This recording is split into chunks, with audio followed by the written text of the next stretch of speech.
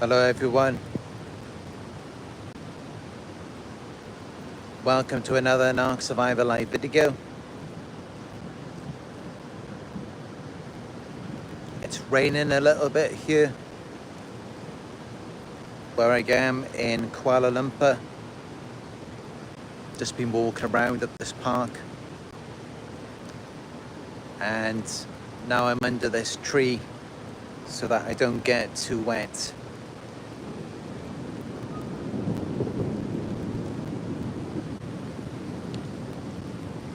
You may also hear the sounds of thunder in the background.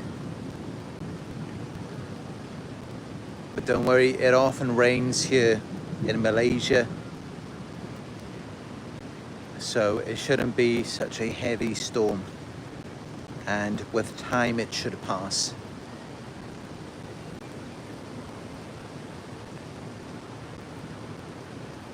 But yeah, in this one we're going to talk about what happens when you ghost a narcissist.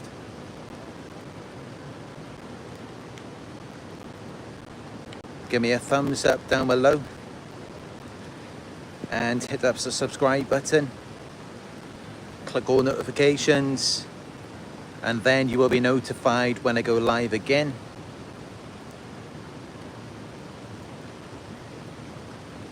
And remember, if you'd like to book a one-on-one coaching session, just go to my website. It's narcsurvivor.co.uk.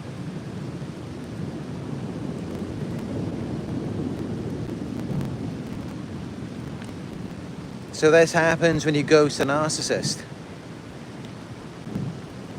Sometimes what will happen, if you're dealing with a high-functioning narcissist, and believe it or not, but especially those who may be sociopaths or psychopaths, they may not actually be too bothered about it.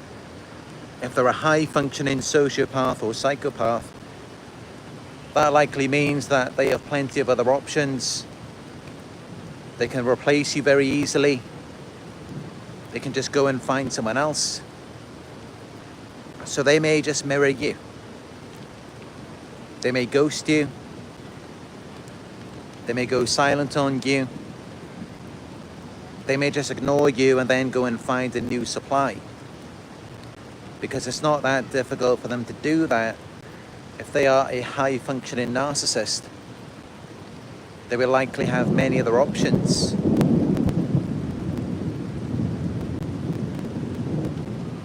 But if you are a high-functioning person yourself, and you're a really good source of supply, you're that type of supply that they're not going to find somewhere else.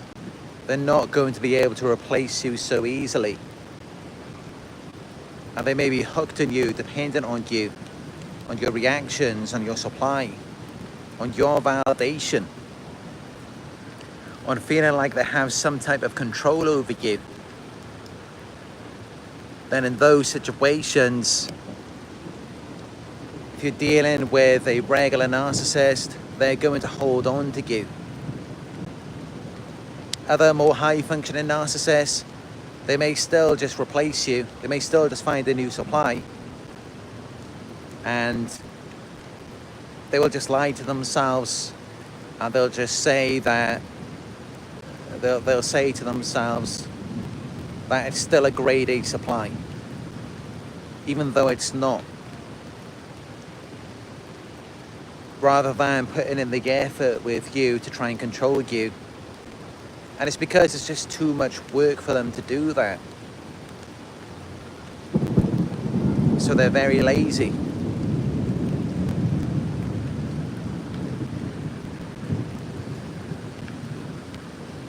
But most narcissists, especially as they're dealing with you as the grade A source, and they won't be able to replace you, they won't be able to find someone who can function at your level to where you're able to produce these emotional responses, and it feels good for them to have that control over you. because it may be difficult for them to replace you, they will just become even more aggressive in their approach towards you. They will become even more confrontational, and they will just hold on to you even more. They will break social norms, they will cross your boundaries.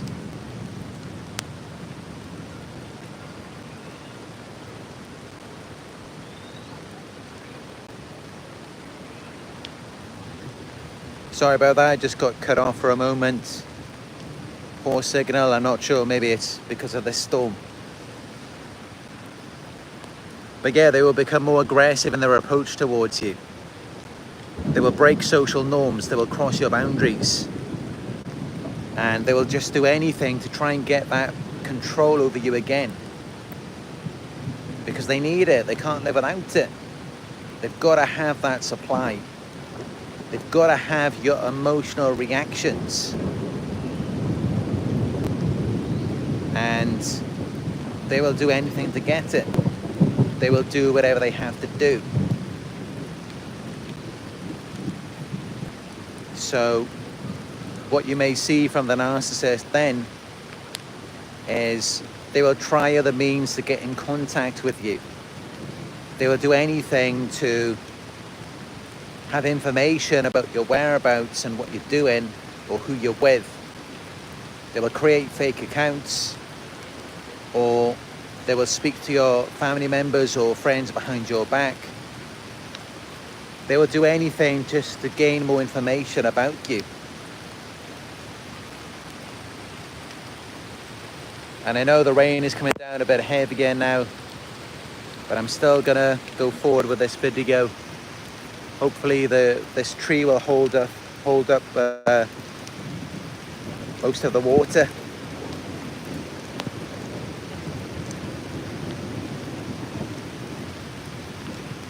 But yeah, they will just be even more aggressive in their approach because they know you've got it.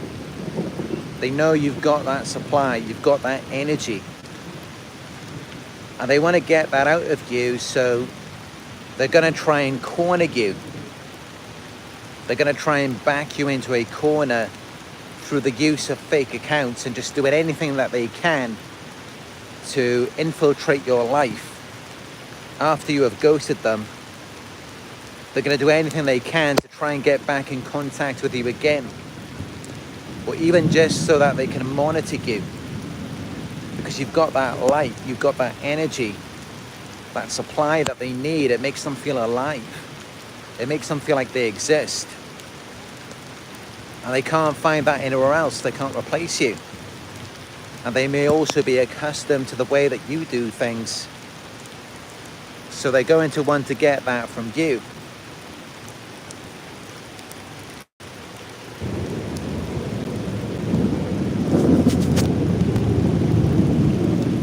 So they may create fake accounts on social media. They may stalk and harass you, show up at your house or your work. They may try to find out things about you from your family or friends. And at this point, they can become very invasive. Some of them may even break into your home and go through your things. And they may even steal things from you at this point. Because it's almost like it's like a souvenir, or just something to remind them of you, something to make them feel like you belong to them, as though they're still in control and you're still a part of their life. And we often see this with psychopaths who, when they murder a victim or rape them or whatever they do, they often like to keep something as a trophy in recognition of this achievement of conquering you and gaining control over you. Almost like a little reminder to them, which it boosts this fragile sense of self-worth. It makes them feel more valuable and important. And that's really what they're seeking after you ghost them, because when you've ghosted a narcissist, you have rejected them, So they feel unworthy, they feel undesirable, they feel like there's something wrong with them. So then they just want to force their way back in. If the manipulation and the love bombing is no longer working on you, and it just involves a lot of force, a lot of coercion, where they're just pushing and provoking you and doing anything to get a reaction out of you. And at this point, we may see these narcissists provoking fear in their targets. So just doing anything to get a reaction. So even if it just seems like you're afraid, you're intimidated, to them that signifies that they exist, that their false self is real, and then they get a sense of feeling powerful and important. And of course, this can only be conducted or operated through you, by using you as a vessel, because you are the source of their pain. They feel rejected by you. They feel like you don't want them. Of course, they never seem to reach the conclusion that it wasn't so much that you didn't want them. When they displayed the false self to you, you were quite happy with that. But then you realize that's not who they really are. And then they became abusive towards you. They began to harm you. And of course, they don't piece that together. They don't realize that that's the reason why you've ghosted them, why you've got no contact. Because they often seem to have this amnesia. They just seem to forget about what they've done to you in order to protect and defend the false self. And that's how they will push and provoke you. And then as soon as they get a reaction out of you, they point the finger at you and they blame you for your reaction to the abuse, where you're just trying to defend yourself. And it can get really extreme sometimes. Some of you may remember I mentioned in a past live video just a hypothetical scenario of how the narcissist could be creeping in the bushes outside your house, watching you with a pair of binoculars, waiting for you to change your clothes just before you go in the shower. And you may just be looking out the window, you may see them there creeping in the bushes, and somehow, because as we know, a lot of the police, they're corrupt and they're very stupid, and unfortunately many police officers are narcissists themselves. So the narcissist will somehow twist it all around, and even though you're just looking out the window of your own house and they're creeping in the bushes, they will twist it around and they will make it out as though you're spying on them. Even though they're the ones stalking you, they're coming after you. Because they're that delusional in their minds. They're that disconnected from themselves. They have no identity. They don't even know who they are. So they could be creeping outside the bushes of your house, and you might notice them with their little binoculars, watching you change just before you go into the shower. And they will report that to the police. And they might even try to get you arrested. And the police might come to your door. You might be at a towel just after you've come out of the shower. And then they come and they take you away. And I know this may sound crazy, and although I said it's a hypothetical situation, when I mentioned this in a past live video, someone actually commented and said that that's what happened to them. That the narcissist was spying on them outside their house, and they did call the police on them. So this is why you've got to be very careful, because when you're dealing with people who are this delusional and they're disconnected from themselves, they could be coming after you, they could be stalking you and deliberately trying to cause trouble, and yet somehow they'll still twist it all around on you, solely because they couldn't achieve that level of control over you that they wanted, and then it made them feel insignificant. So now they're seeking power and control over you even more. So these are all things to take into consideration when you go to the narcissist, when you go in no contact with them. Yes, you may just be thinking about protecting yourself. You don't want to get hurt anymore, whether it's emotionally or even physically. And you don't want to get in trouble with the law. You want to avoid all of this. But honestly, when you're trying to avoid it, they will just go full force with it even more. Like a battering ram. They will just want to completely knock you down. Because they're seeking power and control, and you're trying to avoid it. You're trying to remain safe and in a state of peace, in a peaceful environment. Well, as for them, their minds are in shambles. They have an internal state of chaos, which they're trying to project onto you and onto the external environment. So this is why they can then become so dangerous when you try to stay safe, when you try to avoid them. This is why it becomes such a big problem for them.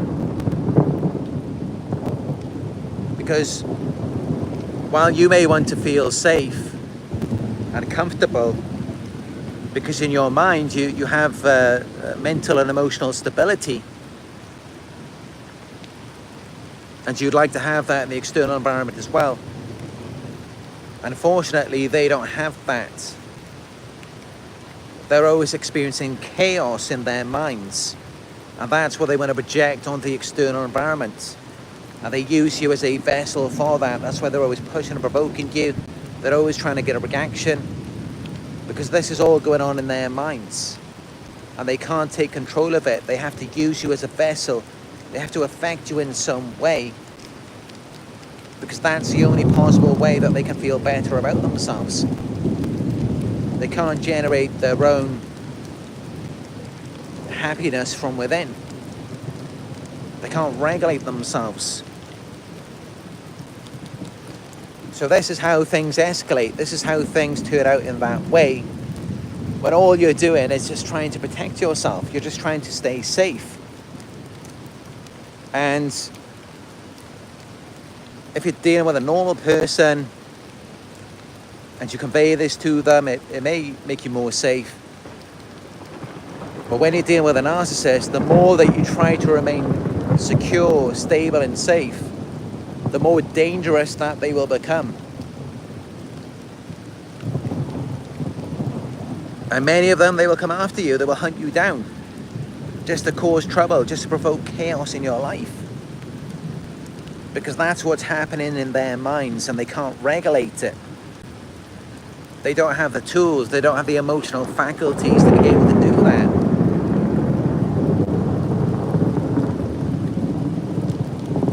And this is why when you go to narcissists, they can become very dangerous. They can become very personal and invasive, because they feel like they're being left out.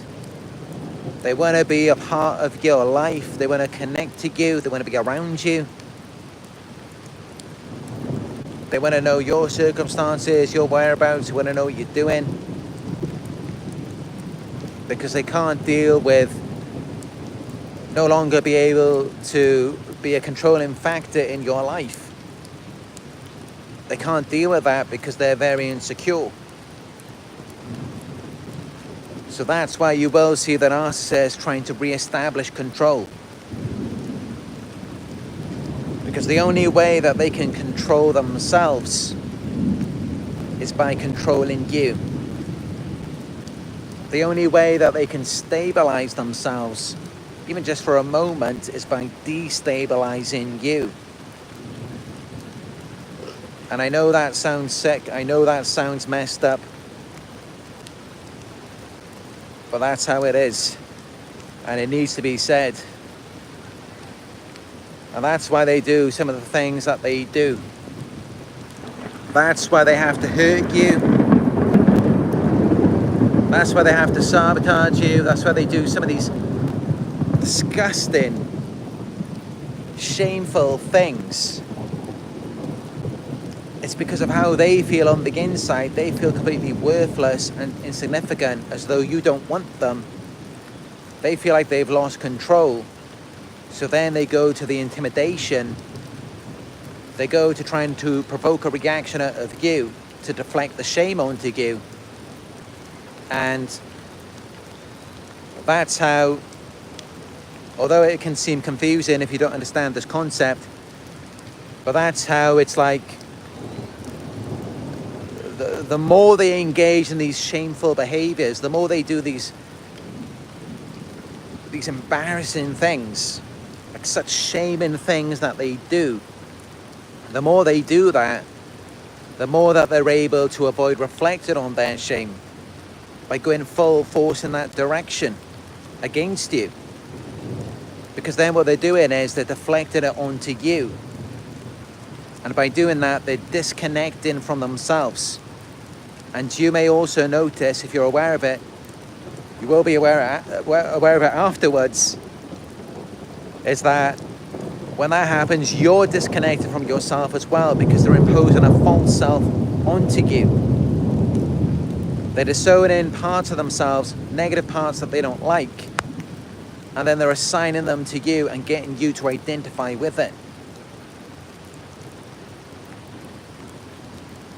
When you may never have been thinking in that way before they projected it onto you. Your mind could have been in a completely different place. And that's exactly what this is about. It's like your mind is somewhere else. You're thinking about something completely different. You're more focused on your peace, your health, your safety. Now they're just thinking about, how do they deflect the shame? How do they gain control over you?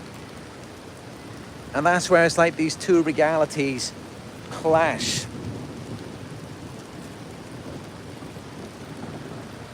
And it's a false reality for them because they're trying to maintain control. They're trying to control your feelings and perspective so that it aligns more with them, but not with their perception of you. They view you in a positive way initially, especially when you ghost them, when you go no contact. They're secretly admiring you and idealizing you. And this is where some of them can become very creepy, where they're watching you outside your window as you're changing, about to go in and have a shower. This is how it gets to that point, because then they begin to idealize you when they realize that you don't want them. Because anything that's around them, they devalue it. If they can have it, they don't want it. And you may have experienced that with them as well. But then as soon as you demonstrate your independence and you reveal to them that you don't want them, now suddenly you become more attractive in their eyes. Now they want you. Because that's just how a sick, twisted predator thinks. That's the whole point about it. That's the whole concept. Is that they want people who do not want them. Which of course is the opposite of us as empaths. We want people who want us. And that's why when they were abusing us, they were harming us, devaluing us, then we didn't want them. While they were idealizing us, we may have thought I was going somewhere because we like ourselves. But that's the whole point about it all. That's why they want people who don't want them, and they become these predators who chase after us, because secretly they don't even want themselves. They don't like themselves. And that's how it creates this addiction with them. Because they have a lot of self-hatred. And that's why they use a false self.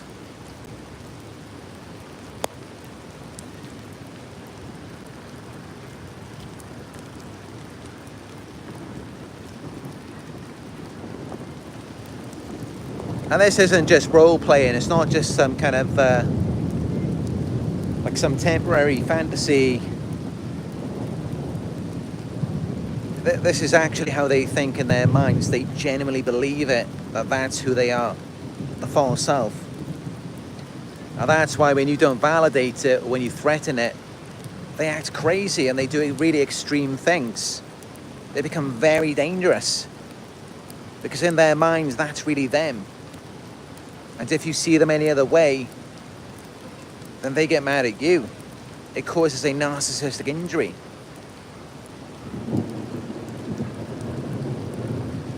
And I know it sounds pathetic.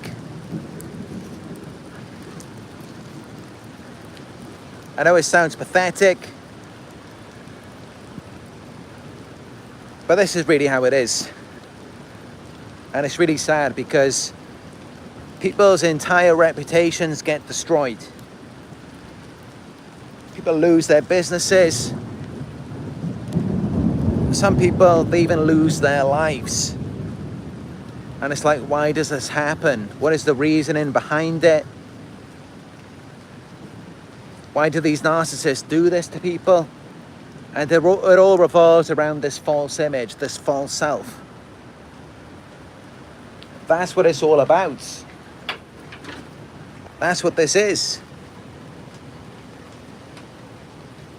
It's all just to try and manage the false self, to manage their reputation, and initially it's so that they can feel attractive or desirable, but if that isn't working for them, then they'll just go to feeling powerful and important.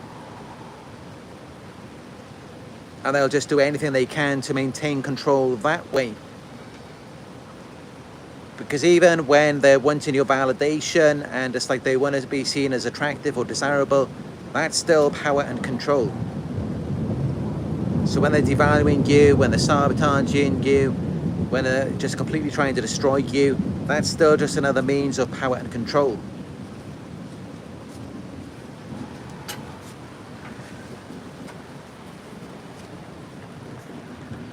And that's really all that they're trying to achieve.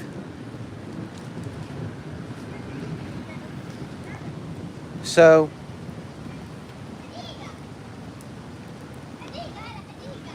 essentially, it's all just to maintain this false image. That's what it all comes down to. That's why people lose their lives, they get their reputations destroyed, because the narcissist just wants to maintain their false image. And they're willing to do anything to protect it, and they will never choose anyone over their false self. They will abandon, they will disown anyone before that. And I got mud on my my trainers now, but I'm hoping I can get them cleaned. I've only worn these a few times. I had no idea it was going to rain today.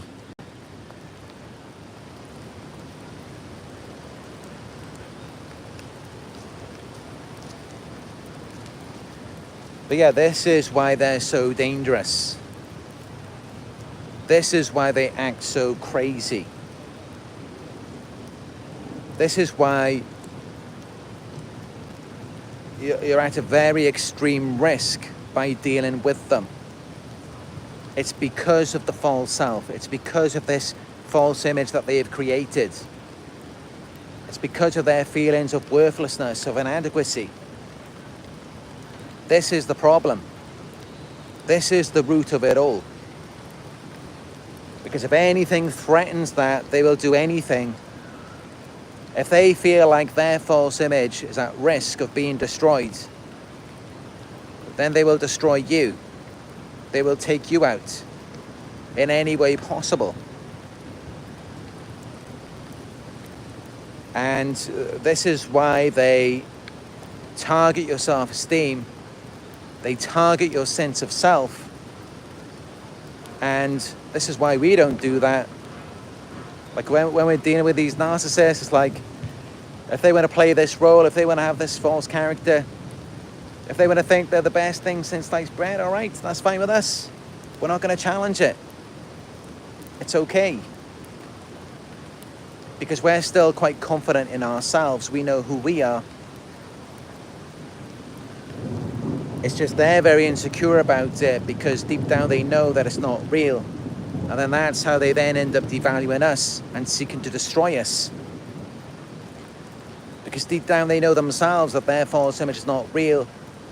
And that's why they try to affect us, and they use us as a vessel to support it.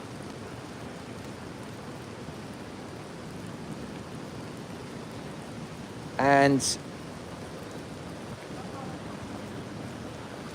just to hit this home a bit harder, just to hit a home run on this one, just to knock it out of the park.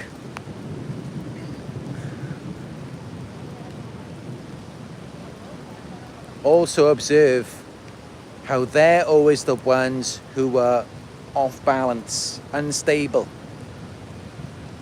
Even though you're not doing anything directed to them, you're not trying to affect them in any way. They're always the ones who are trying to destabilize you. They're always the ones who are trying to keep you off balance. Now, why are they trying to do that? It's because you, as the empath who was innocently seeking a connection, a relationship with someone, that is the most sincere, authentic thing that you can do. Well, as for them, they were coming into it with their manipulation, their deception, their lies, their future faking, these false promises to change. They were very inauthentic. They were not real. And that's why they've got to keep you off balance. That's why they've got to destabilize you.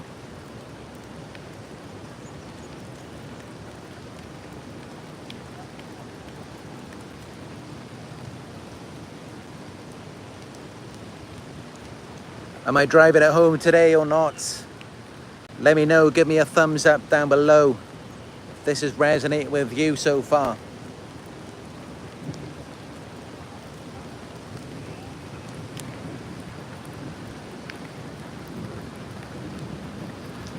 But yeah, this is why you do have to be very careful when you ghost a narcissist. Because a lot of times they will become dangerous, and they can be very unpredictable. They can do things that you've never seen them do before. Especially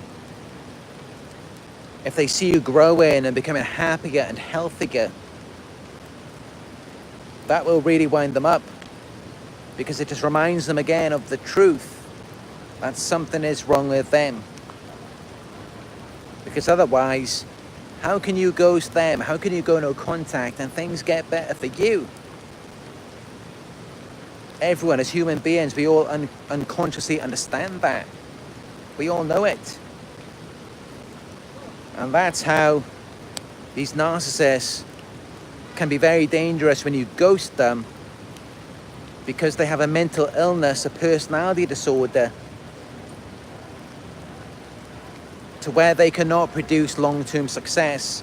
So, of course, in order for them to maintain their false image, they have to sabotage you. And they have to steal from you. They have to just do anything they can to take from you and add to themselves, to maintain this illusion of nothing being wrong with them.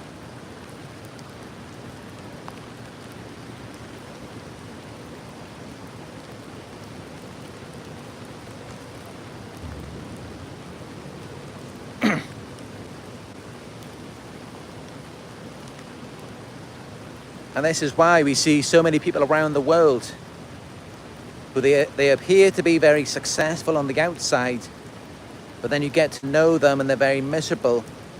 They've got a lot of problems.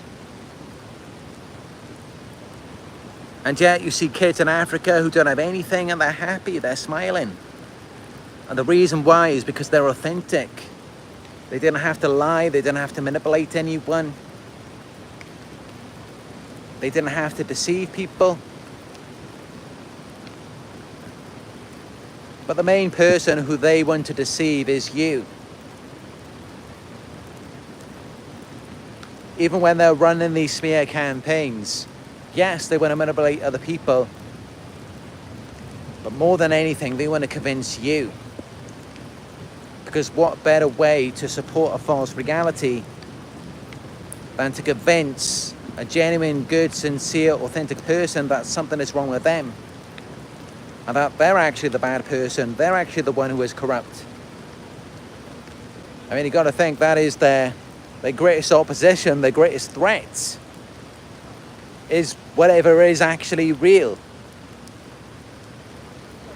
So they have to eliminate whatever is real, whatever is pure, whatever is authentic. They have to get rid of that. They have to take it out to maintain this image, this mirage.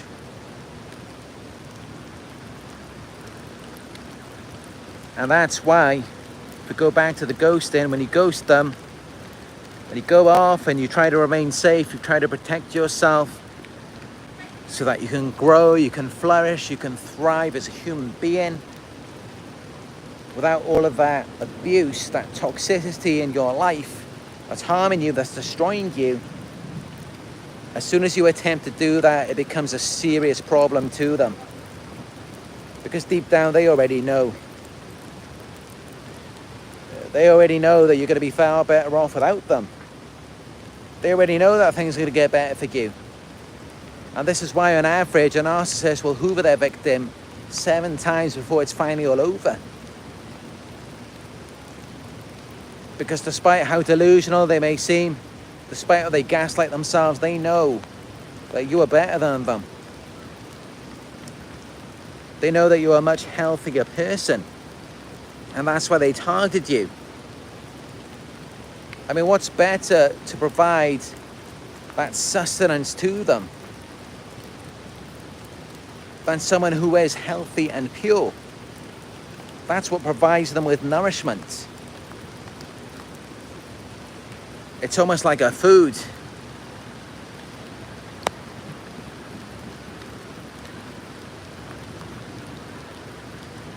Nobody's going to go and eat a rotten apple.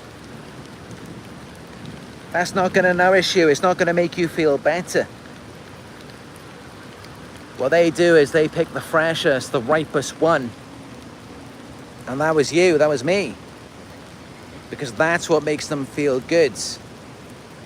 Something that's not contaminated, something that's not foul. That's what makes them feel better.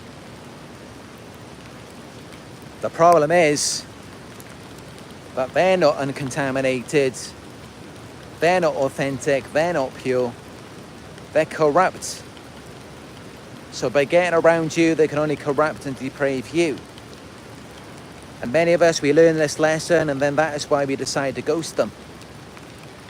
But by doing that, you're cutting off their supply, you're taking away their nourishment, and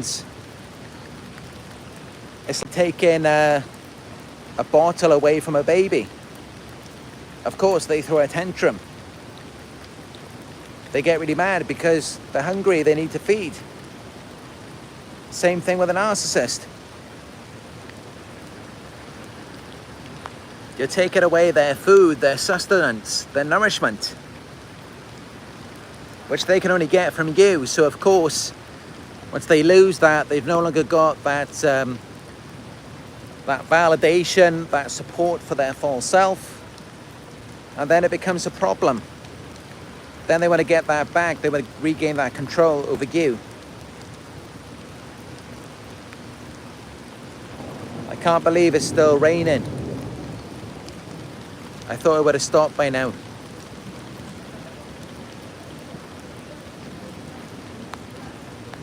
But yeah, it just shows how much all of you mean to me. How significant you are to me in my life. And how much I just really want to support you on your journey and in your understanding, to the point where I'm standing in this park in the rain, 40 minutes in, giving you this live video.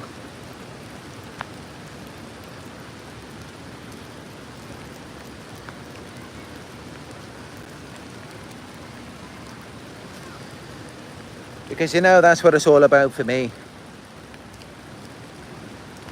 I want nothing more than for people to be safe. for people to be protected, kept away from harm, kept away from problems, from dangerous people. I just want you to be kept away from all of that. And that's really what motivates me.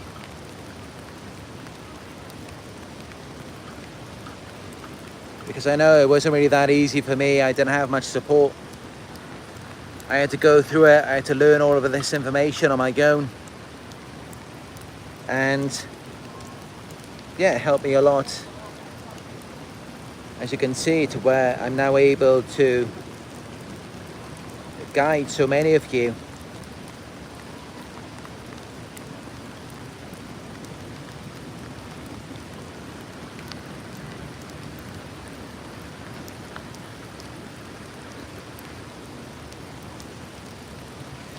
But yeah, it's only a bit of rain, it's only a bit of water.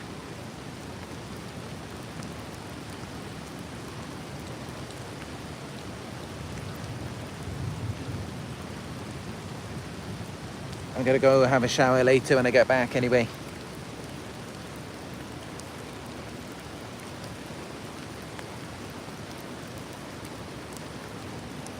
I'm sure this isn't the first time we've had a wet Narc Survivor on a live video. Often happens so many times in the UK as well.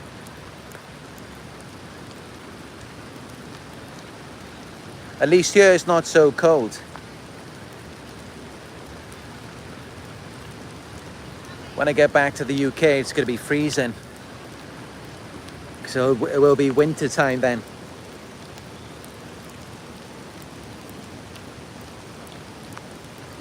But yeah, I'd like to hear from you.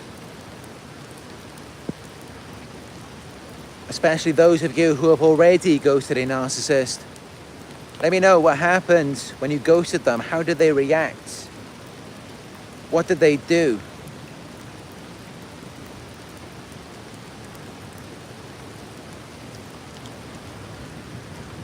And let me know if you have any questions about this topic as well. I will read them out and respond to them.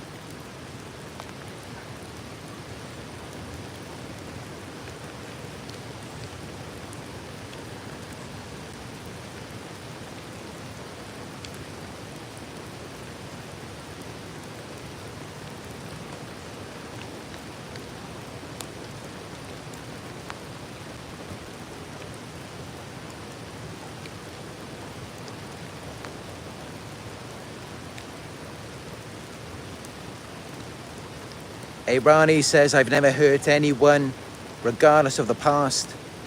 Recovered from a nightmare, these narcissists are irrelevant. That's right, we need to get to a point where they are irrelevant to us. The things that they do, that does not resonate with us. And that's not what we deserve. We deserve better treatment than that.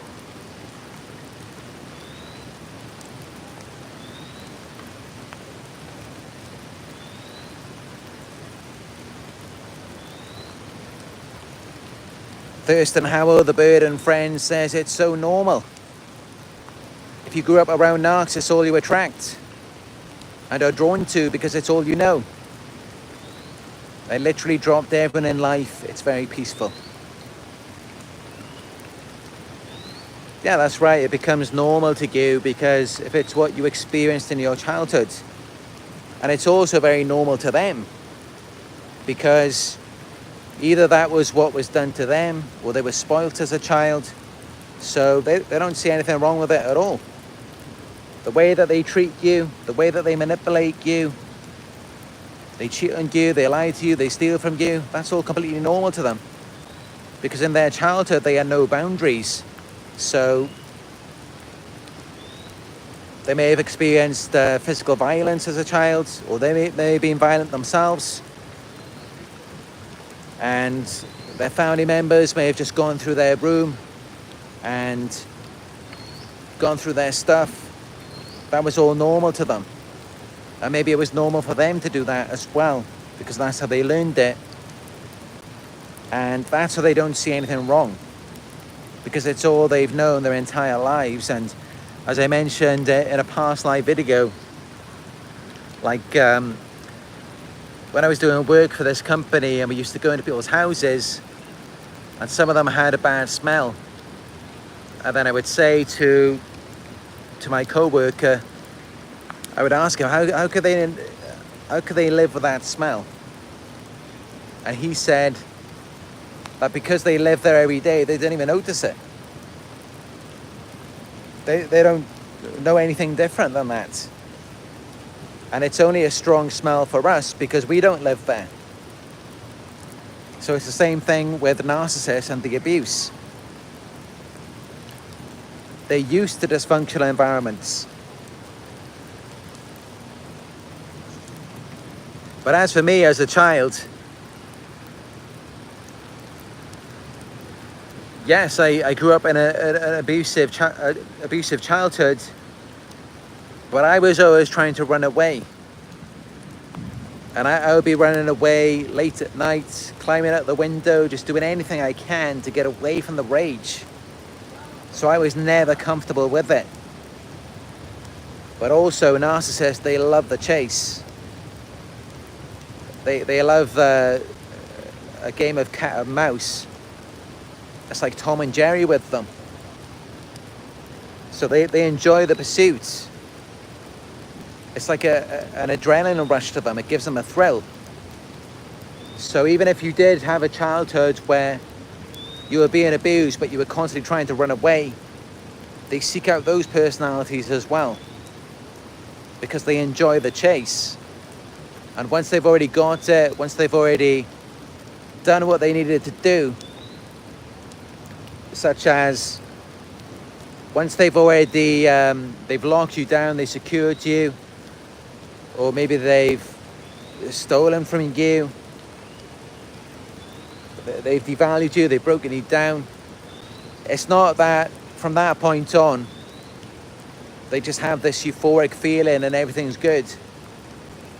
Actually, the moment that happens, they're still not satisfied, they're still miserable. And then they may just bring you back to the love bombing, run you through the cycle again, or just discard you and find someone else. Because what they really like is the chase more than anything else. They're used to the chase because they never got what they wanted in childhood, and so they don't enjoy actually having something. That's why the moment they have something, they don't want it. They want what doesn't want them, because then they have to chase, they have to pursue. So that's where the excitement comes from them. From having a scarcity mindset and just never getting what they wanted. So they're not used to that type of experience.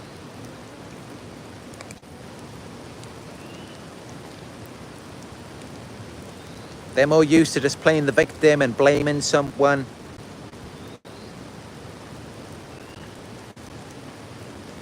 Or longing and yearning for the one that got away. Not for us though, because we stay too long, so they have this entitlement towards us.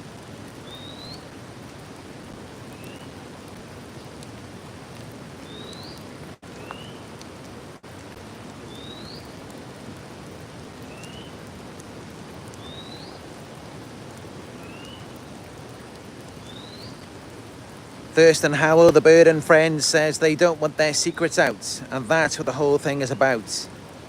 They want a perfect public image of sobriety and kindness, but the reality is they are monster drunks. That's it, that's where they hide, that's where they deceive people. That's why their image is very important to them, because essentially what they're doing is, it's like they're trying to cover shit with perfume.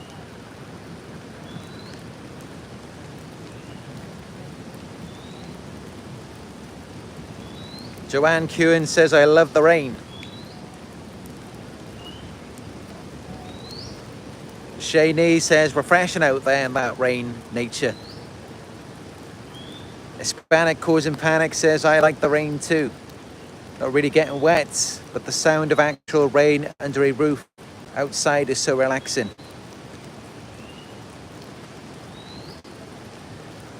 I mean, yeah, I'm sure it looks good on video. Seeing a wet Narc Survivor for a change. It's not such a great experience for me, in all honesty. But it's not such a big deal. It's only light rain, it's not too heavy.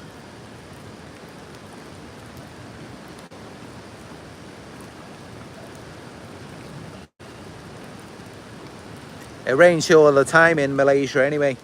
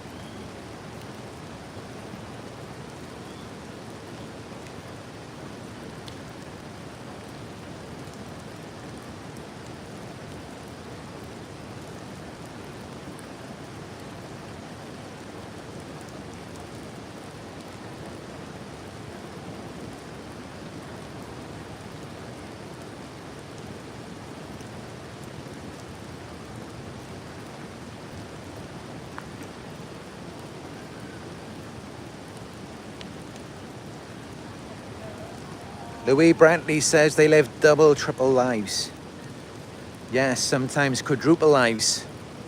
Sometimes 10 different lives. They compartmentalize people in situations and they're like a different person in each. They're chameleons, shapeshifters. And they just disown parts of themselves whenever they like. And it literally gets to a point where they could do something and with their own hands, they could commit an act and then just disown it, disconnect from it. As though, no, that wasn't them. Or if you have evidence and they can't really deny it, then they'll just still justify it and blame you for it. So you'll never actually get that accountability from them. They are not accountable for themselves because they have no self, they have no identity.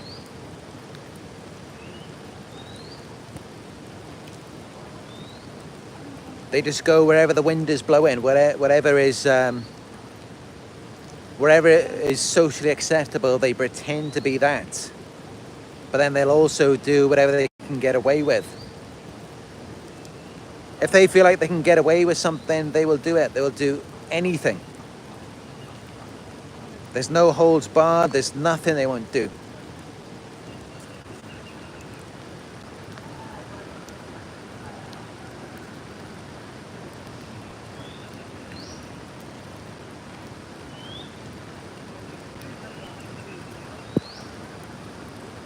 Shani says you can see it on their faces when they get off and hurting you. Now that's actually more rare, according to Sam Vaknin. I think he said that something like only 3% of narcissists have the sadistic tendencies, where they find pleasure in another person's pain, suffering, or misfortune. So that's meant to be quite rare. But even then, I mean, 3% of narcissists, that could still be millions of people around the world.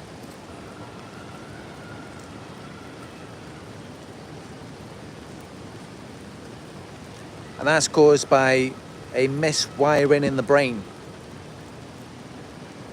where they find pleasure in other people's pain because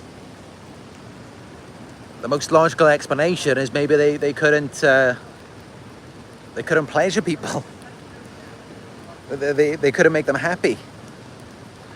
So instead, they just resorted to causing pain and getting pleasure from that.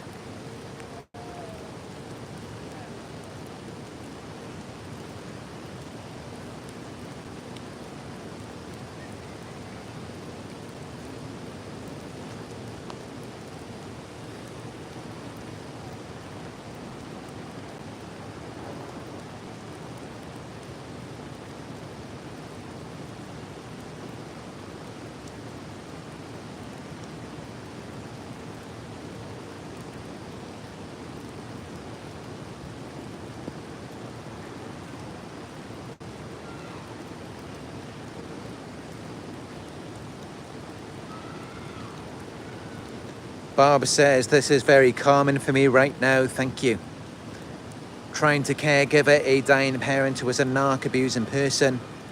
It is brutal. I really, really need this channel right now, thank you. You're very welcome, Bob.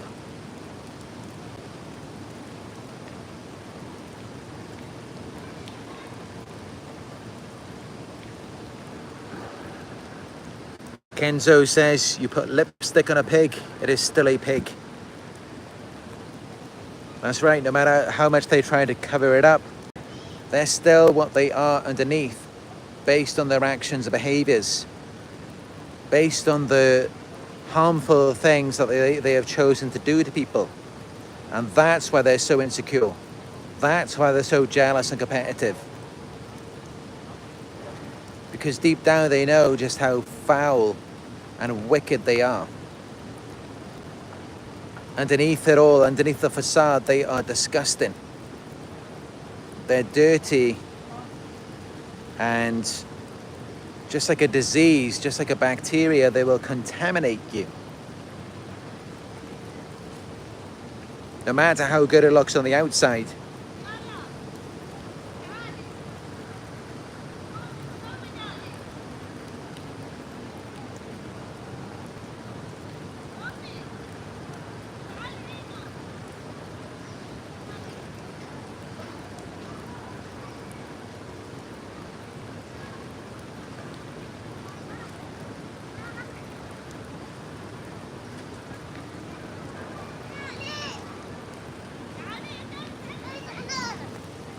Shani says, I had a rain playlist I used to listen to help me sleep. I don't need that anymore. I used to do that as well. When I'm working, I often listen to chill step music. And at night before I sleep, I used to listen to rain sounds and thunder as well.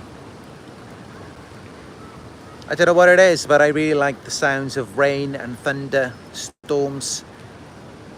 For some people it's scary, but for me, it's comforting.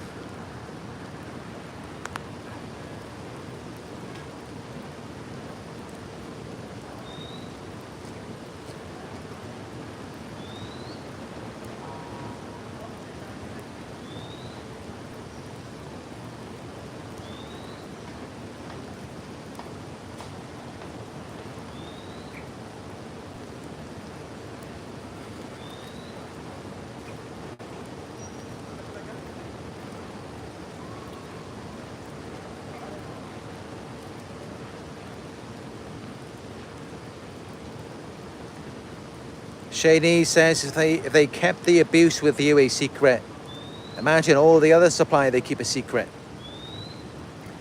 I mean, that's it. And that's why I've said that what you think you know about the narcissist, like from what you're seeing from them and how bad you think it is, that's actually just the tip of the iceberg, because they don't reveal it all to you. They don't let themselves be vulnerable. Now, many of you, you may think that you've seen the mask come off. Actually, no. That was just a mask slip. A narcissist could go out and murder someone, and that's still just a slip of the mask. You don't see just how toxic they are underneath. They may never reveal that to anyone.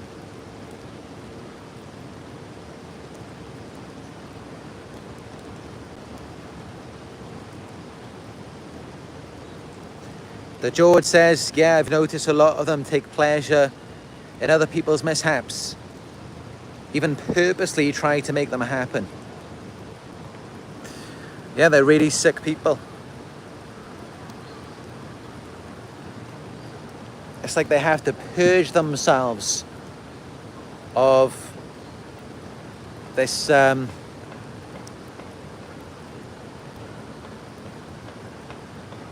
this disease that they have inside of themselves, because they feel so foul, dirty and disgusting inside.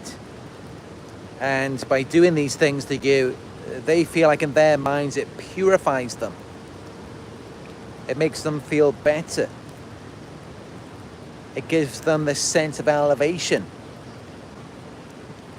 But yeah, that's really sick, and that's how you know just how messed up they are, just how traumatized they are, is that they purposely go out of their way to cause mishaps for people and take pleasure in it. It just reveals how disconnected from themselves they are, to where they can't even reflect on their shame. They can't even feel their own emotions that are propelling them in that direction.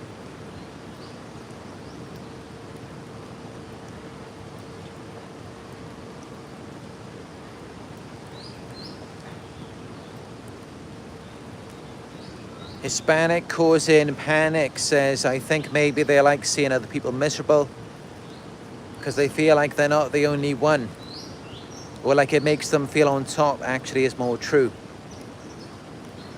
Yeah, as the old saying goes, misery loves company. So when they feel miserable, they can't self-regulate, they can't go within and make themselves feel better. So it's like this misery loves company mentality. Then they get around you and they want to bond with you. It makes them feel better about themselves. I managed to find a space in this one. As you may have noticed earlier, I got pushed out of the other, but now I'm here. A bit more dry in here.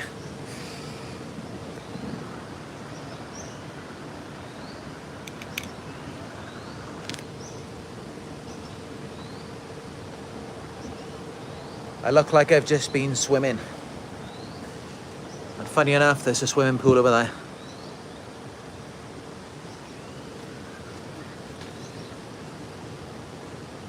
But actually, yeah, I did do a video on the beach. This was about, it was only a few days ago in Bali.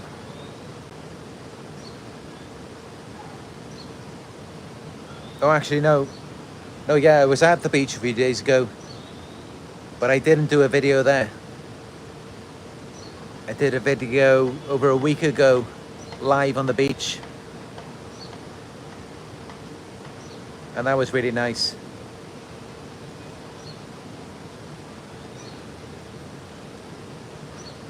Thank you for the donation, Linda Lonsbury.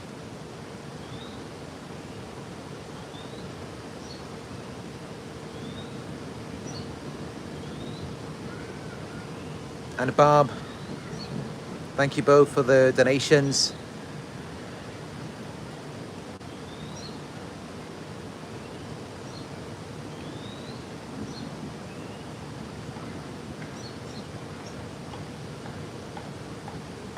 Laurel Mazel says, narcs can never be wrong.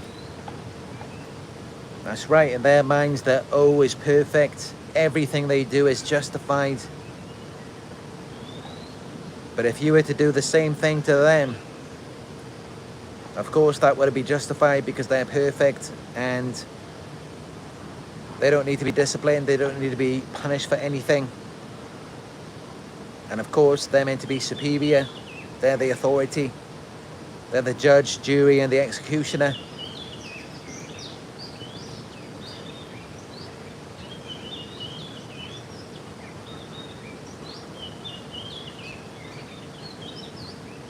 Full robotic form says, I feel like 90% of the population are narcissist. Well, they may not have the full-blown disorder, but actually even Dr. Ramani mentioned in one of her videos, she said that if we're just talking about narcissism, she believes that that's 50% of the population.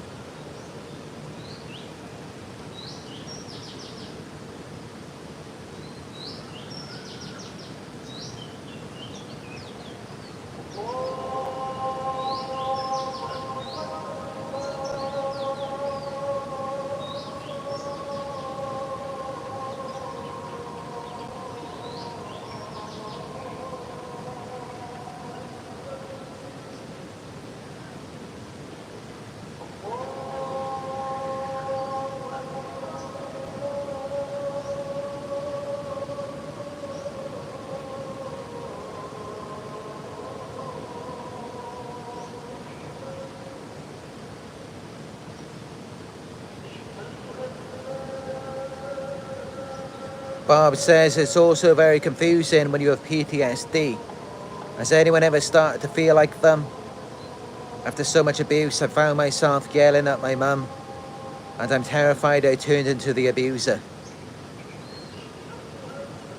Well, that's just it. I mean, you wouldn't be questioning it, you wouldn't be reflecting on it if you were the abuser, if you were the narcissist.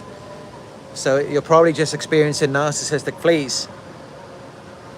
And because I'm so used to seeing narcissists and seeing them engage in abusive behavior, honestly, even when sometimes I read your messages and I watch interrogation videos, and I do get these bad thoughts in my head of how narcissists act and what they do in those situations based on how they've reacted to me. So sometimes, and this is a really sad part about it, for this to happen to us, but it does happen, and I think it will help for me to talk about it. But sometimes I see I see like someone could be suffering, like if I'm watch an interrogation video or like some kind of a report or article, and it's like I picture it, I have like a flashback of the narcissist laughing or having this narcissistic smirk. And even on myself, I can then feel like the muscles in my face, like I'm about to smirk myself. Or sometimes I may feel like I'm about to laugh. Even in very traumatic situations where someone may be in trouble, because that's what I've seen. It's what I've learned from other people. But fortunately, I still have this awareness of knowing that these situations are not funny when people are hurt. But I just wanted to put that out there because I want people to know that they are not alone. That some of you yourself, you may develop a smirk in awkward or uncomfortable situations, or when you see someone hurt, someone going through abuse, because it's like you've been trained and you can see it from the narcissist perspective of how if they see someone hurt, then they like to kick a horse when it's down. So you can learn that from them,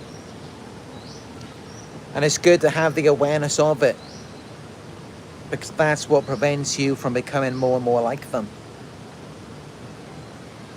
So yeah, the narcissistic fleas, that is normal. Of course, if you're around these types of people all the time, they're influencing you, they're having an effect on you, and you will become more and more like them the longer that you are around them.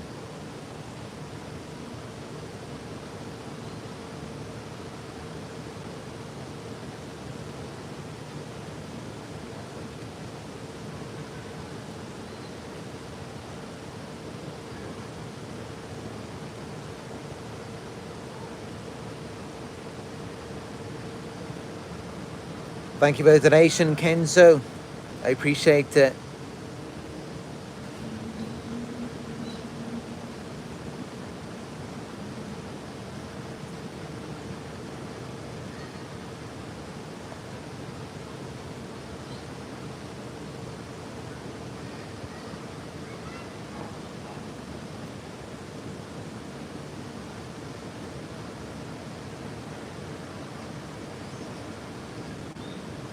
But yeah, that's another thing as well.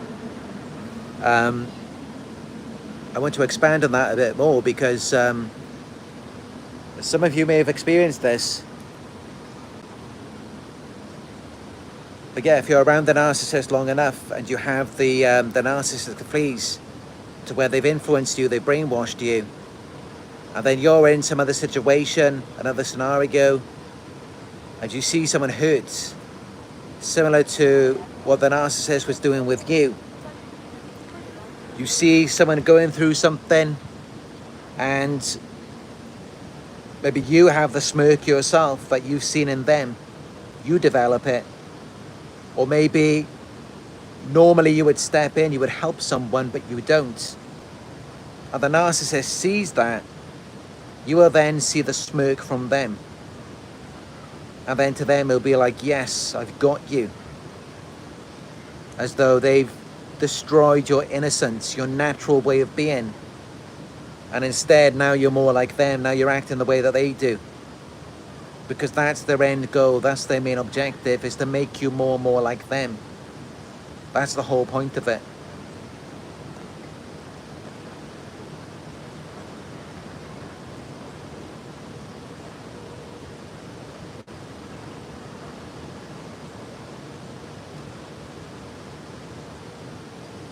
And they kind of want to use you as a vessel.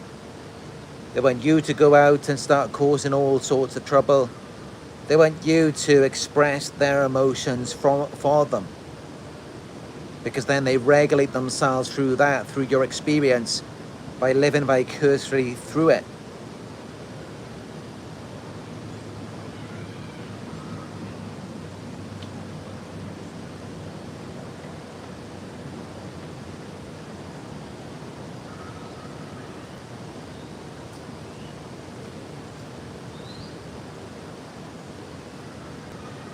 Thanks for the donation, Linda Lonsbury.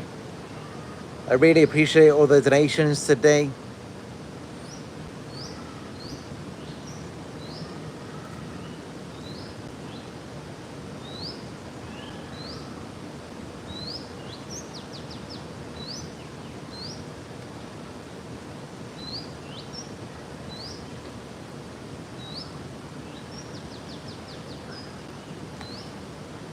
Sarah J. Quinn says, perfect is boring. It is, and that's why when people want to display like an ideal situation or a perfect life, you normally get like maybe a few different photographs or just a small snapshot of it, because otherwise, the longer that it goes on, the more dull and tiresome it becomes. And that's why when you see like a movie, something that's longer, it's never just all perfect. There's ups and downs. It's like an emotional roller coaster.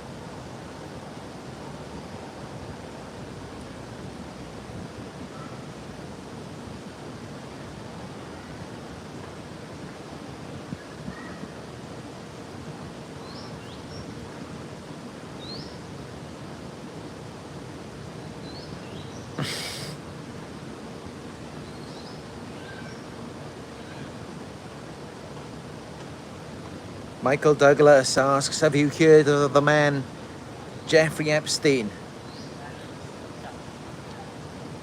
Isn't that's the guy who he was involved in sex trafficking, and then he was given a life sentence, and he either took his own life in his cell, or maybe someone killed him inside. I'm not sure exactly what happened there. But actually I did watch an interview on him, not on him, on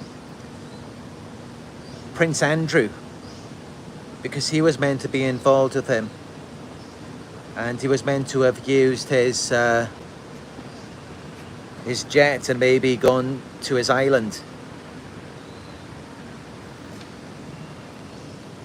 But that is something I will probably look into more as well, because I'm very much into my interrogations. I'm very much into learning more about deceptive people and why they lie. Because myself, I've always been the type of person who's very honest.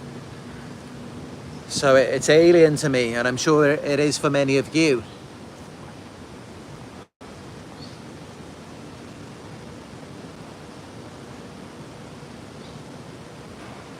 I am quite literally the type of person who I just can't even lie, even if I tried.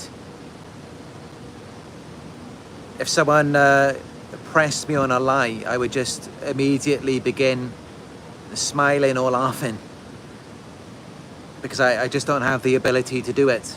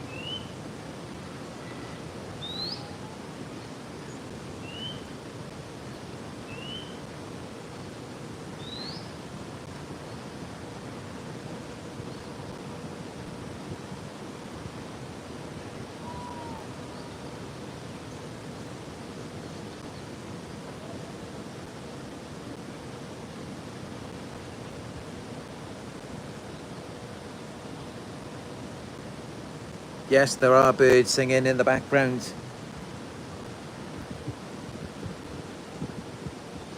The birds normally like to come out after the rain.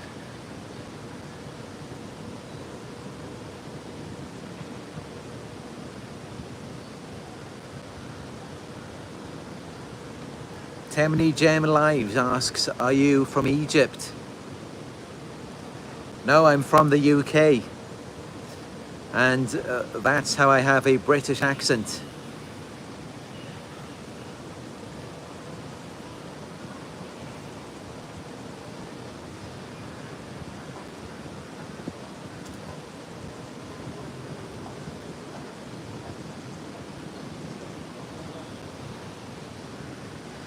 But yeah, when you're dealing with these narcissists, your main focus should be on protecting yourself at all costs.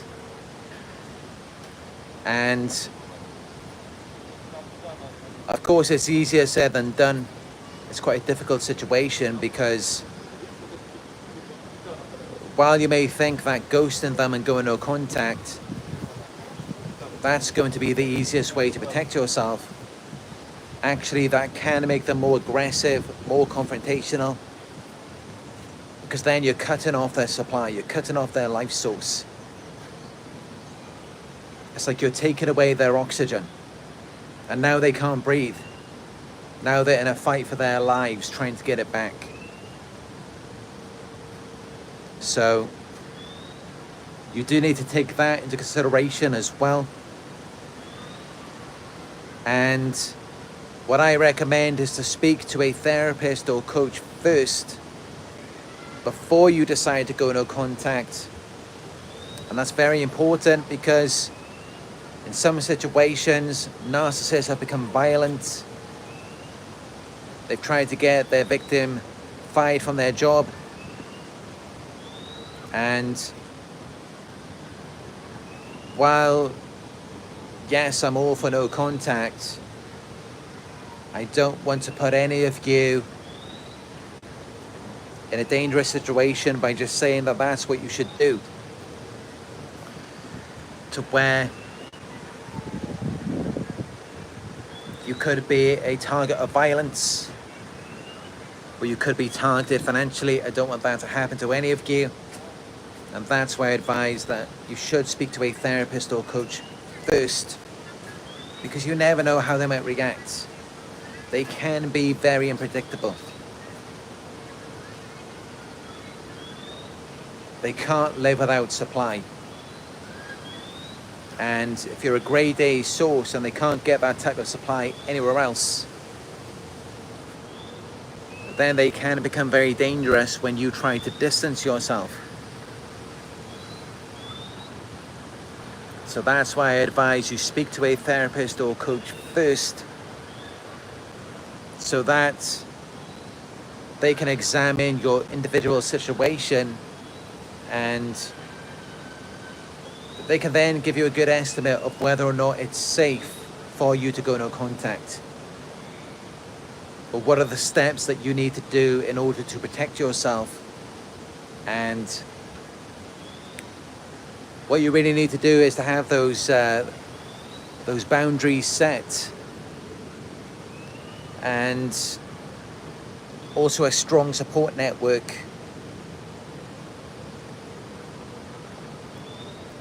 But even sometimes getting the law involved, getting a restraining order, sometimes that can just make them even more mad. It really can.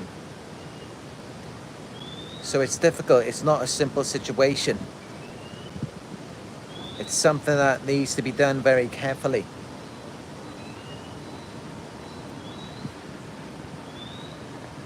The odds are that when you do go into contact with a narcissist, it's going to affect you in some way. You are going to take some form of loss. You're not going to get away unscathed, because honestly, that's the whole point. I mean, these narcissists, they are a liability. They're parasites, they're leeches, they're bottom feeders. You get involved with them and you're going to lose something. It's going to have a negative effect on you. It's never going to lead to a positive result when you're dealing with a narcissist. It's always going to cause problems for you. And unfortunately, that's something that we all have to accept, especially the way that society is today. The reality is that we always will take some form of loss when we're dealing with a narcissist. And it's because they're unable to take care of themselves.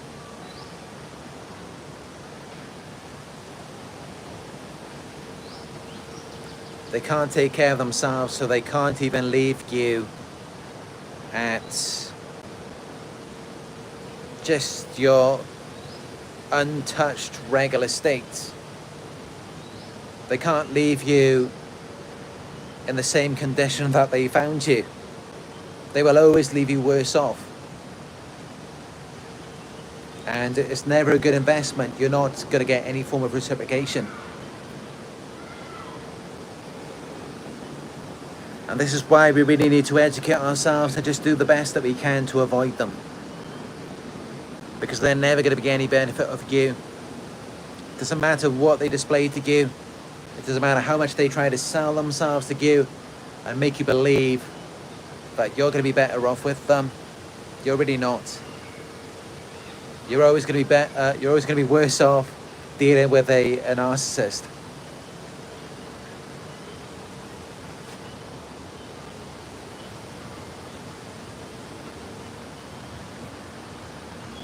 Narcissists need supply. They need reactions. They need something. There's got to be some source of fuel. There's got to be something that you're providing to them to sustain them. Which means that anyone who gets around them, they're going to be at a loss. It's going to take something away from them.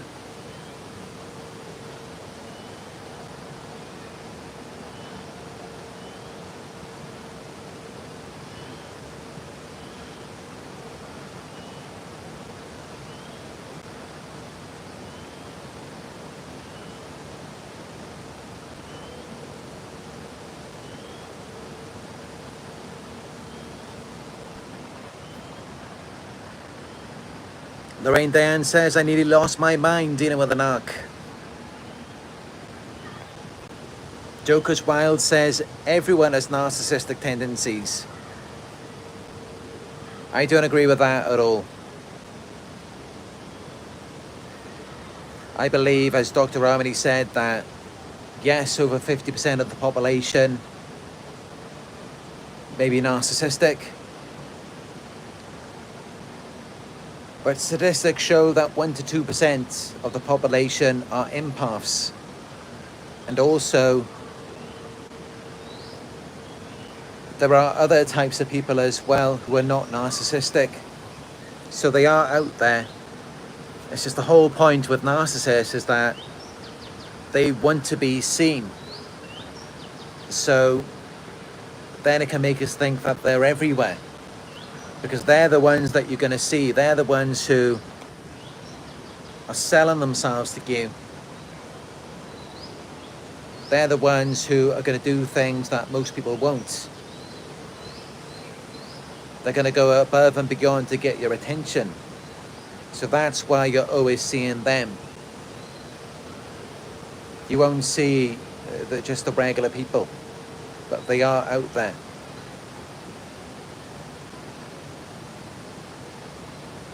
Kenzo says, I won't lose my dignity for anybody on this planet. That's right.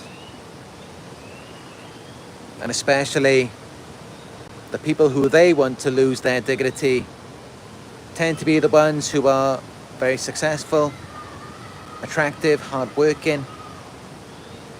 Those are the ones who they want to humble and deflate. They want to take you down a notch to feel better about themselves because they feel worthless in comparison to you. Deep down they hate themselves, otherwise they could accept you as you are. They could accept you as the hard-working, attractive, intelligent person that you are.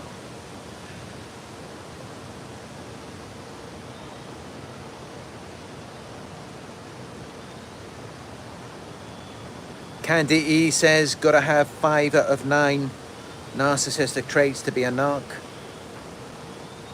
Is it 5 traits or is it 4? I think sometimes it can be just 4 traits.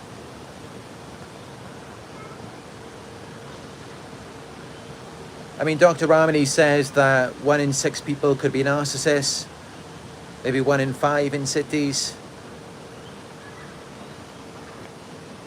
But does it really matter? I mean, when we say that someone's a narcissist, we're not usually talking about the disorder so much. It's more just in their behaviors. I mean, you could say that someone's being narcissistic if they appear self-absorbed, they're lacking empathy, they're entitled. It doesn't matter about the disorder. The most important thing is the behaviors and how they're affecting you. So is it abusive? Is it harming you? How is it making you feel? That's the most important thing about it. If someone is emotionally abusive, physically abusive, who cares if they're a narcissist or not? The point is they're still harming you. They're dangerous.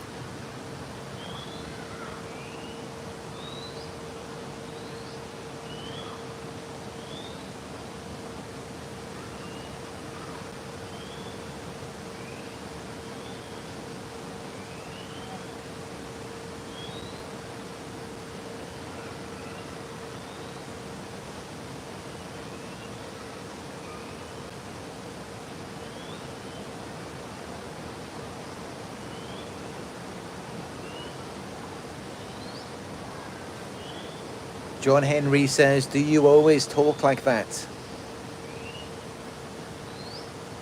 Of course, no, I don't always talk like this. I mean, it depends on the environment and how noisy it is, what type of microphone I'm using. So, no, I don't always talk like this.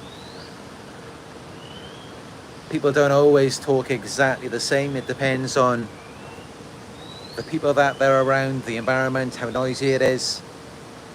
It depends on external factors.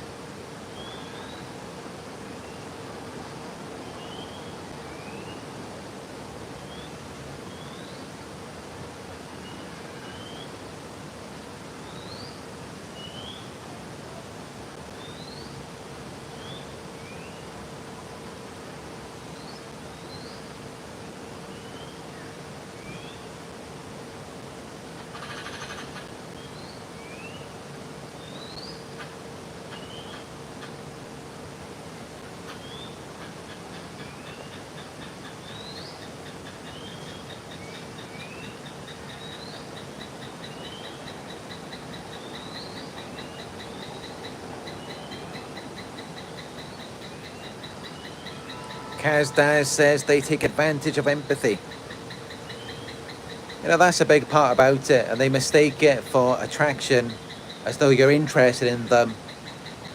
But you know, from what I've noticed in my past experiences, I actually didn't even want them. I wasn't really attracted to them at all. And it's more just that I felt bad for them. And they could see that I wasn't really interested in them. So yes, they played on my empathy. And yet then they run with it and they take it for attraction as though they're so desirable. When it's just, no, they're playing the victim and we feel bad for them a lot of times. So yeah, you're right, they exploit our empathy.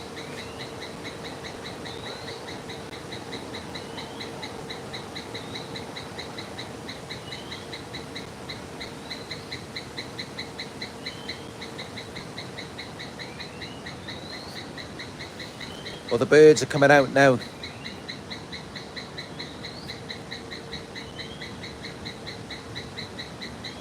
The kids are playing in the pool.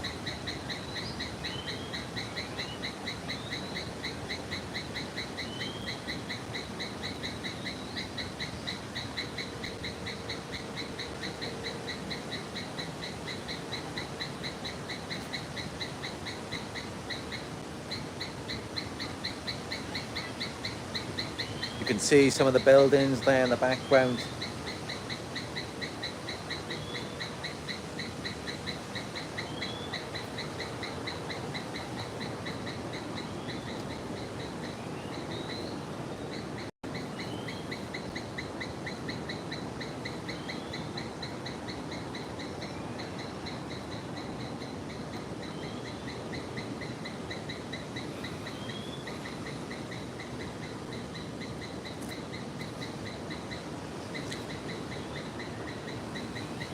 Can't see where the towers are.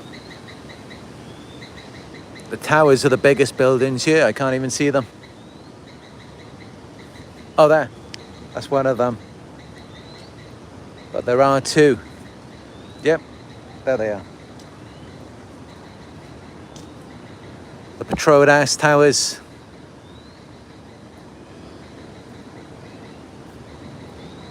There's a bridge there. I've never actually been to that bridge. But I was in the tower today. I went to the museum. As many of you may know, I do like museums, contemporary art.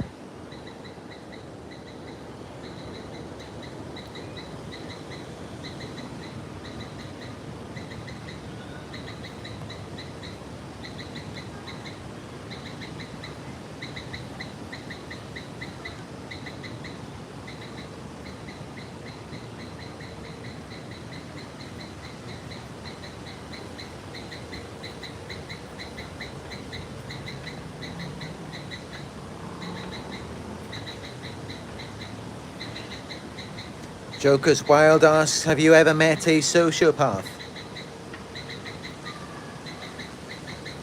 You know, I was watching a video about sociopaths and psychopaths earlier today. And I learned that they're really just the same. The difference is that with sociopathy, it's learned, and psychopaths are born, so it's more genetic. Whereas, as we know, narcissism is more learned. It's not so much genetic. Of course, yes, I'm bound to have met many sociopaths in my life. We all will have met them. You know, they're not uncommon. They're not rare.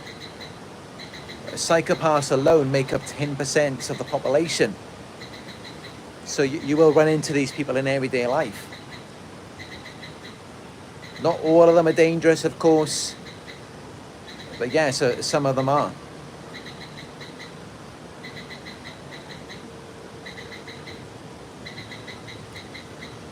The ones that tend to be the most dangerous are the ones who have they've learned these behaviors, such as narcissists.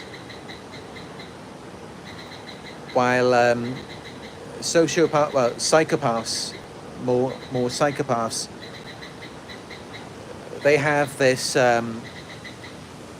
this condition in their brain. So certain parts of the brain are not operating correctly. But other than that, they may just behave normally, and they could just live their entire lives without any problems and without intentionally harming anyone. But yeah, you will come across these people in everyday life. They are all around us.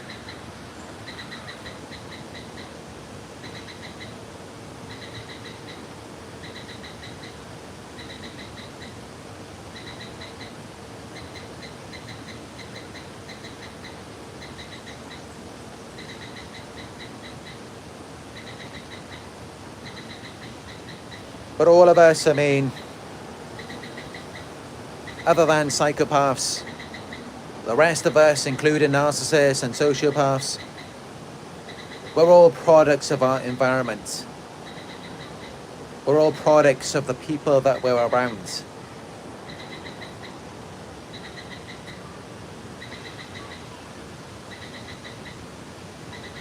And that's why it's so important to make sure that you're around good people. I remember a quote that said that we're like the sum of, or the average of, the 5 people that we are around the most. And that's why for myself, I like to watch a lot of YouTube videos, and I've been subscribed to some of them for many years. And of course, as I mentioned, you know, we're influenced by other people, and their qualities, their view of the world, it will rub off on us, which can benefit us. So it's good to make sure that you are around positive, optimistic people, but also those who are educated and aware, and maybe successful people as well. Of course, it can be very difficult to find people like that just in everyday life. So you can also use YouTube, and it's going to be pretty much the same as just in everyday life as well. Because of course, when we're watching videos on our computer or on our phone, while we're watching them, it is a real experience, and our brains really can't tell the difference between what we're experiencing in a video or what we're experiencing in actual life. It's the same thing. And I've been doing research on consciousness and reality, and many neuroscientists believe that reality is just a hallucination, and it's all just based on agreement. It's a controlled hallucination, and possibly it's a simulation as well. So none of this is actually real. We're like plugged into a matrix. And as some of you may know already, if you watched The Matrix, came out in 1999. I watched it when I was about 11 years old, and so I was very intrigued by that. But guys, you may know, everything that we experience, it's just electrical signals coming to and from our brains. So every sensation that we have, whether we're touching something, smelling something, or tasting it, hearing it, these are all just electrical signals running to and from our brains. It's a controlled hallucination. And in fact, everything that we think is there, everything that we think we're seeing, may not actually be there at all. Or it may not be there in the way that we think. And that's how, if you look at animals or birds, they see things very differently. They experience different colors, different frequencies, different sounds, things that we cannot experience. And there's no possible way for our brain to open up to that, because we're limited by our brains. But who knows, maybe after this life, maybe that's what happens, is that we are then in a world where there's all of these different colors, all of these different tastes. We can't even imagine. Who knows what there could be out there.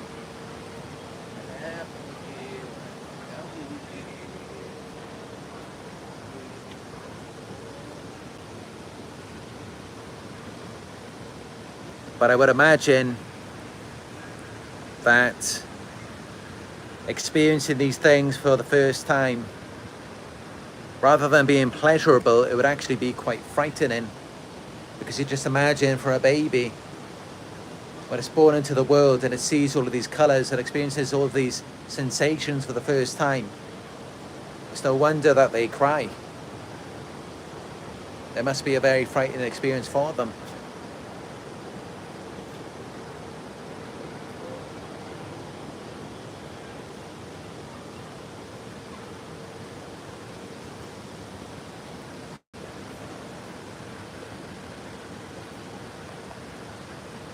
I like to give people a little taste of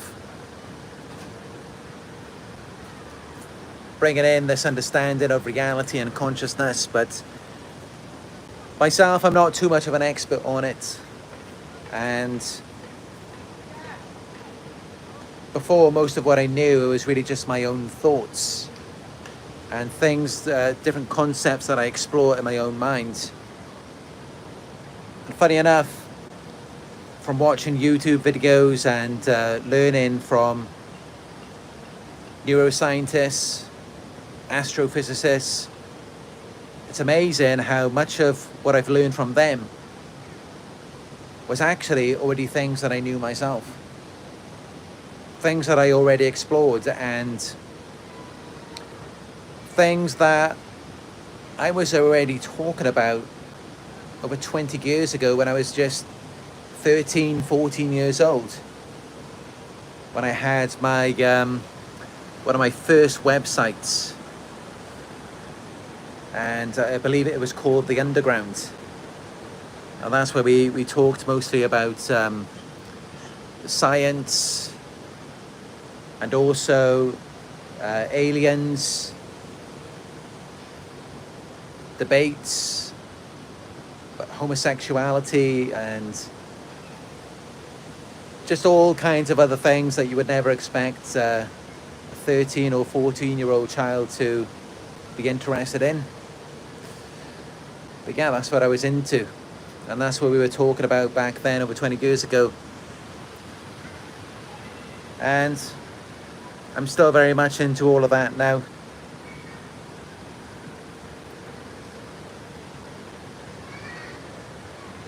And I think it can be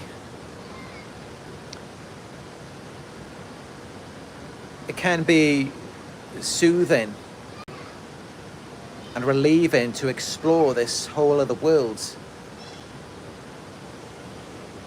outside of what we normally experience with narcissists, and to just look at the bigger picture, realize how small and insignificant all of this is.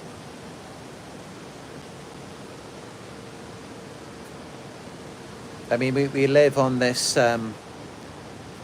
this tiny rock in a very small solar system, in just one of trillions of galaxies, in one universe out of possibly an infinite number of universes. And yet we go through these experiences and we make it so significant. Because maybe we've forgotten, or we just don't realize that we're actually so much more than that.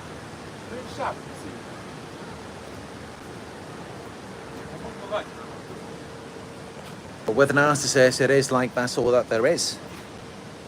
And maybe that's why they're so focused on their image. Maybe that's why these things are so important to them. Because that's all that they have. That's all that there is for them. And it does appear that way, and I have spoken about that in past live videos as well. Of how maybe these narcissists don't have souls. And think about it, could we all have souls? Is there enough room for all of us, over 8 billion people wherever we're going? Or what is it, 130 billion people since the beginning of mankind?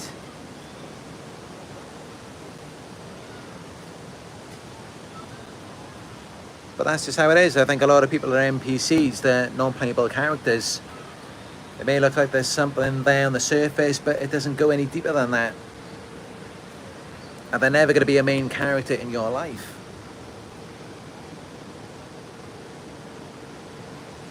But as for all of you who are watching this and to communicate with me in the live chat, you're all main characters in my life.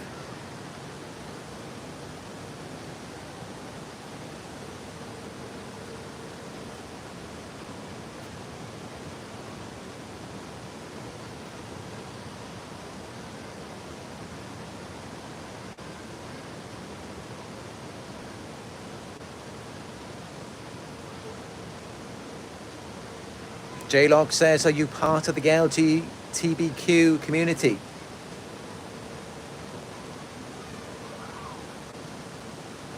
Actually, I'm sure it's LGBTQ, not LGBTQ. But no, as I spoke about, over 20 years ago, I had a website with a few hundred people on there. And we were debating against homosexuality and transgenderism. So I've actually always been opposed to that. And yeah, so that's where I stand with that. But I've also spoken about, while I disagree with it, and I personally believe that this is more of a mental condition, and there's no need to change something externally because of something as a result of a mental state, or just our own beliefs that can be changed. So while I'm personally against it, I'm not opposed to anyone. I still respect everyone equally, and their choices, their beliefs. I'm not actively opposed to any groups, and I welcome these people in my community. And I do believe that I have coached several people who were gay, lesbian, and it wasn't anything out of the ordinary for me. It wasn't something that I was uncomfortable with. But I myself personally, no, I don't agree with it. It's not something that I agree with. And I believe that we are all entitled to our own ideas, our own beliefs about how we think that thing should be.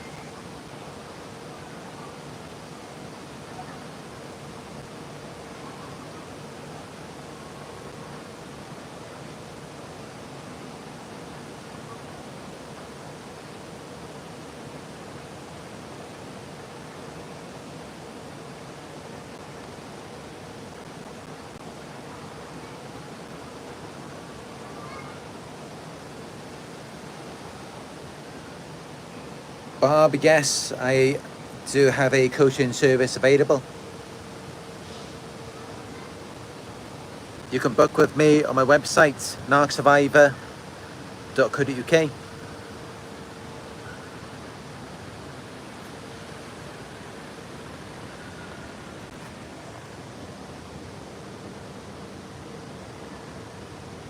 But yeah, I think that's good for this one. And I hope you enjoyed this different video with me at this park.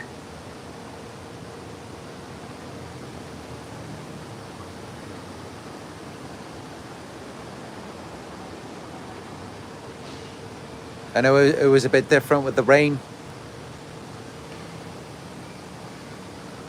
It was a bit different with that. It's calmed down now, and now I can walk back to my room, back to Nala. And I'm just going to relax, get something to eat. Maybe go to the gym now as well if I got time. But yeah, thank you all for joining me. Thank you for your support. And give it a thumbs up if you found it helpful. You can leave a comment down below. Hit subscribe, click all notifications, and then you will be notified when I go live again.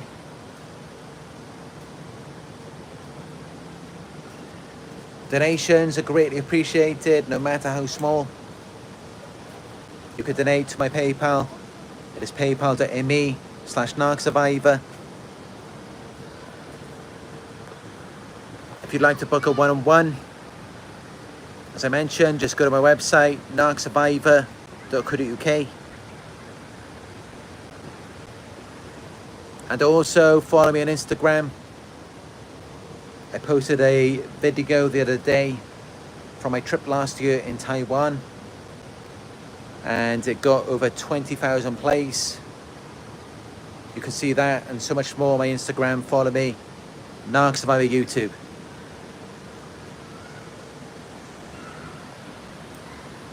Alright, thank you all for joining me on another Narc Survivor live video. I appreciate you all. And as always, I look forward to speaking with you in another live video very soon.